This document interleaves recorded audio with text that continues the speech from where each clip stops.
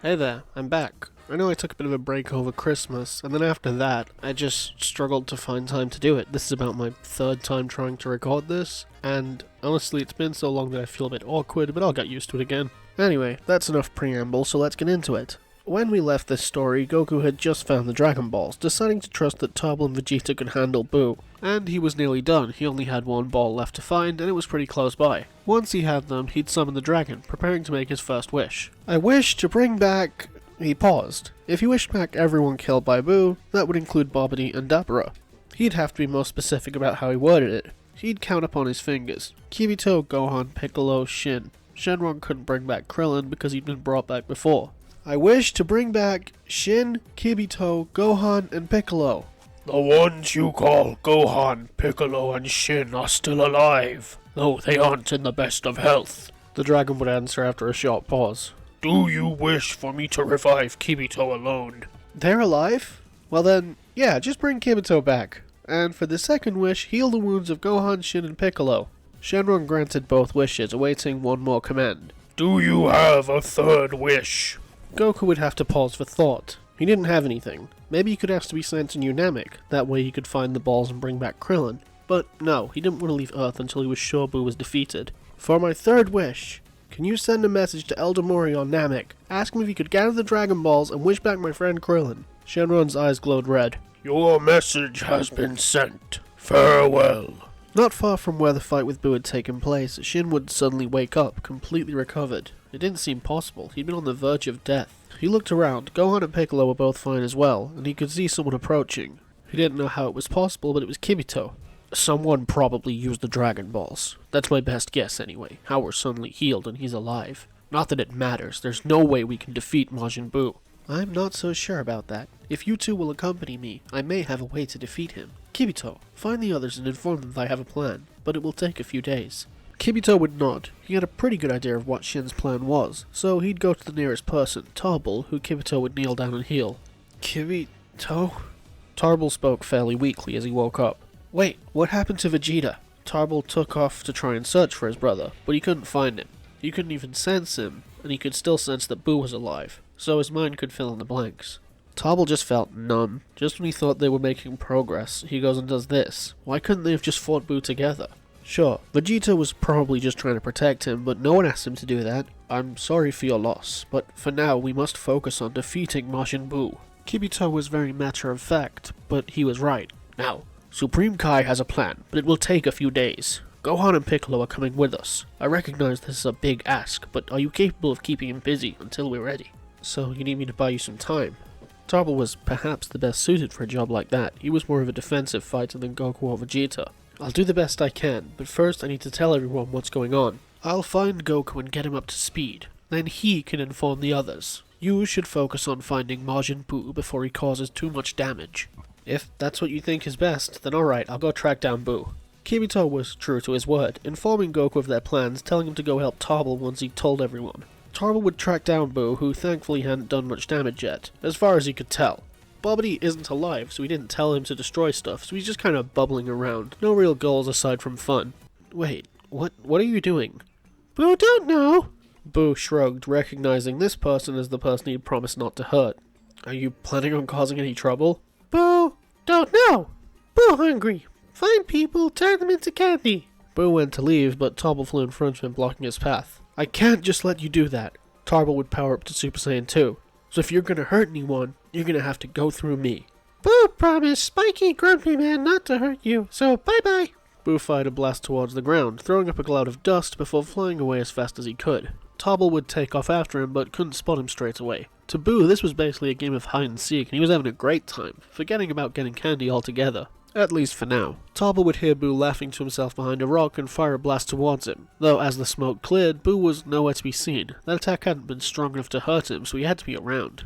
He'd eventually spot Buu just dancing around happily. You found Buu! Now you hide! This isn't a game! Meanwhile, Goku would meet up with the others on the lookout, explaining the situation as well as the whereabouts of Gohan and Piccolo, who were both fine, but they wouldn't be around for the time being. So at least Videl, Chi-Chi, and Goten don't think Gohan's dead. Where's Tarble? Wasn't he with you? Sinnoh couldn't help but sound worried. He's keeping Buu busy, but I'm on my way to help him. What about Vegeta?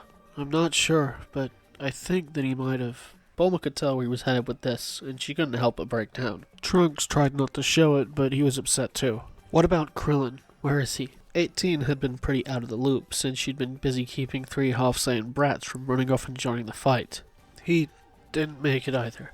18's facial expression barely changed, but anyone could tell she was upset. More than that, she was angry. So I was stuck babysitting while he needed my help. You couldn't have made a difference. Buu is way too strong. Even me and Vegeta couldn't win.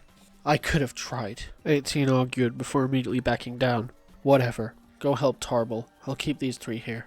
There was something different about her. She wasn't going to leave the lookout, but she wasn't happy, and she wasn't going to do nothing. On Supreme Kai's planet, Shin's first task for them was to try and remove the Z-Sword. Piccolo and Gohan both tried, but they couldn't budge the thing. That was until Gohan tried as Super Saiyan 2, and so Gohan and Piccolo began to train with it. And then they broke it, releasing Elder Kai like in the original, who claims to be able to unlock Gohan's hidden potential. What about me? Piccolo was curious if that was something they could do for him. I could, but you don't have as much potential as Gohan here. Nonetheless, Elder Kai would agree to help them both, and they don't have to bribe him this time since Goku didn't shoot him in the face to annoy him. For Gohan, it should take me about 24 hours to unlock his potential, but for Piccolo about 8, there isn't as much. Piccolo had always known Gohan was full of potential. Still, since they needed help as soon as possible, Piccolo would go first. Hopefully it would be enough to keep Buu busy. Back on Earth, Goku had tracked down Tarble, which also caught the attention of Majin Buu. He'd promised not to hurt Tarble, but Goku? He could play with that one properly. Buu flew out from where he was hiding, stopping right in front of Goku. Buu, remember you? Buu can play seriously! Goku would barely avoid an attack from Buu, retaliating with a kick that didn't hurt him at all, but did send him tumbling back a little. Goku, just get out of here. Apparently Vegeta made him promise not to hurt me. He's taking it pretty seriously. Goku seemed surprised by this, but it did give him an idea. If Buu took promises seriously, maybe they could use that. That train of thought was interrupted as Buu grabbed him by the leg, slamming him into the ground before jumping on top of him. Tarble would drag Goku out of the way of Buu's next attack, who seemed a little frustrated. Buu, you made a promise to Vegeta, right? How about you make a promise to me? Goku's words would cause Buu to pause, if only for a moment. What you want? Buu would tilt his head. 3 days. Promise to wait 3 days, and someone really strong will show up to fight you. Kibito had said a few days, so Goku just decided 3 to be safe. How strong? Super strong. Stronger than me and Tarble put together. Stronger than you. Nobody that strong. Buu beat them. After some convincing, Buu decided to do as asked. He'd wait a few days. He could find a way to entertain himself until then. Like in the original, he goes off and builds himself a house, though he still uses people to do it, which gets the attention of the general public. So this means he still meets Hercule, and the pair form their unlikely friendship, although it happens a bit slower. Bobbity doesn't telepathically communicate with everyone on Earth, and Buu has killed significantly fewer people. So the news gets to Hercule a little slower than in the original. Tarble and Goku return to the lookout, though they found 2 people missing, 18 and Kyo. Suno would fill them in. Apparently 18 hadn't been happy to just stand around, so she'd gone into the time chamber, though not before asking if it was okay to bring Kyo with her. So we're going in next, Trunks proudly proclaimed. We can't let her get that far ahead of us. Goku appreciated the moment of levity, enjoying how competitive the 2 boys were, but he was a little confused about what 18 was doing. She was mad about Buu killing Krillin, of course, that was understandable, but did she really intend to fight Buu? Even with a year in the chamber, Goku wasn't sure 18 could win that fight. In the chamber, 18 had been training with Kyo, yes, but not only that, she was training by herself while Kyo slept. See, 18 doesn't run out of energy. 18 doesn't need to stop to eat or sleep. In effect, 18 can spend every moment training, using every second in the time chamber to its fullest. Every morning when Kyo woke up, 18 was already training by herself. She would quickly get too strong for Kyo to keep up very well, but 18 would still hold back while training with her. Every now and then, Kyo would convince her to take a break for an hour or so. Even if 18 didn't get tired physically, she had to imagine that being conscious and active 24/7 was mentally draining. But she didn't take breaks very often. For the most part, 18 spent her time training, determined to get strong enough to fight Majin Buu. Speaking of Buu, he still befriends Hercule and finds B, though a little later on than in the original, and since nothing changes there, we'll skip ahead a short while. Elder Kai would finish unlocking Piccolo's potential. He'd more or less been meditating while the old man danced around him. Once he was done, he stood up straight before powering up. His skin took on a yellow hue, and the lines along his arms vanished. His aura became golden, and he appeared slightly more muscular. It's difficult to say for sure, but I think you should be able to beat Majin Buu as you are now. Gohan sounded fairly confident, but Piccolo wasn't comfortable. Maybe, but just in case, you should undergo the ritual. Piccolo would power down for now, before taking Shin's hand and heading back to Earth. He'd track down Buu, but he'd pause when he saw Hercule speaking with him. What was that buffoon doing here? He didn't want to risk him getting hurt in the crossfire, even if he was an idiot. He'd catch the tail end of their conversation, enough to hear Buu promise not to hurt anyone anymore. Had it really been that easy? They could have just asked him? Well, he wasn't really sure what to do now. If Buu was being genuine about this, then he didn't feel like it was right to go after him. While he was fairly sure he could beat Buu, he wasn't completely confident, so if the fight was unnecessary, then why take the risk? For now, he'd wait around. He wouldn't attack Buu, he'd simply wait, watch and observe.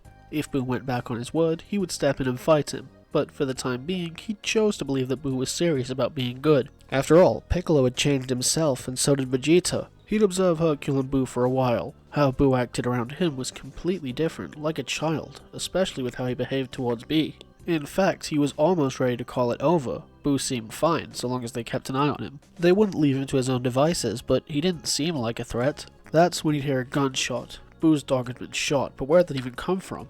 Piccolo would look around and spot the pair, those two on the ledge. He'd fly over to them much quicker than Hercule could, grabbing a hold of the weapon and crushing it in his hand. We have a chance to resolve this here. Hercule has convinced Buu to change his ways, and you may have just ruined it. Piccolo dropped the broken guns to the ground. Weapons like these won't do any good against Majin Buu anyway. Piccolo would turn his attention to Buu and Hercule, letting the gunman scurry away. Though if he had turned to look around, he may have spotted the smaller firearm he had behind his back. Thankfully, the dog was fine. Buu could heal it. A few hours later, Piccolo would spot the same person again, heading towards the window of Majin Buu's home. He hadn't noticed that he still had a gun, so he didn't do anything just yet. That guy wasn't exactly a threat to Hercule. Under normal circumstances, he wouldn't be, but Van Zandt still had a gun. Hercule knew he couldn't reach this guy before he could fire, so he tried to reason with him. Listen, I get it, but Majin Buu has changed. I've got him to agree not to hurt anyone ever again. Even if he's telling the truth, with how many people he's killed already, he doesn't deserve to get off scot-free. Not that he cared about justice. In truth, Van Zandt just enjoyed shooting people. Him not causing any more trouble is the best outcome we can hope for. A pea shooter like that's not going to do any good against him anyway. Unfortunately for Hercule, his argument fell on deaf ears. Van Zandt decided to shoot him before he even came here. Maybe not, but it's good enough for a traitor like you. Piccolo would hear a gunshot ring out, and he'd run towards Buu's house, seeing light shining from one of the windows before Hercule came running out. He could sense Buu's energy rising, and he'd rush forward, grabbing Van Zandt by the collar. If you survive this, remember there was a chance, and you ruined it. He'd throw him to the ground before turning his attention to Hercule, asking what was going on. Well, I got shot. Buu healed me, but now he's really mad. Buu came stumbling out of one of the windows of his home. Lycanthropy originally expels the evil from his body, which forms a cloud that takes on a slender grey appearance. Evil Buu would destroy Van Zandt with one energy blast before turning his attention to Good Buu. Good Buu seemed ready to fight him, but Piccolo could tell that this new Buu had taken most of the power with him when they split. He'd power up before firing a blast of energy towards Evil Buu. If they could just destroy this one, then everything should be okay. Good Buu and Piccolo would both prepare to fight against Evil Buu as Hercule ran for cover. And that seems like a good place to stop. With Piccolo here, will they be enough to prevent Evil Buu from absorbing Good Buu? Could he prevent Super Buu from ever happening? Leave a comment and let me know what you think. Honestly, writing this has made me realize how short the time frame of the Buu Saga is. It takes place over like 3 days. Leave a like if you want, maybe consider subscribing. And any comments are appreciated, I like reading them. But that's all from me. Take care.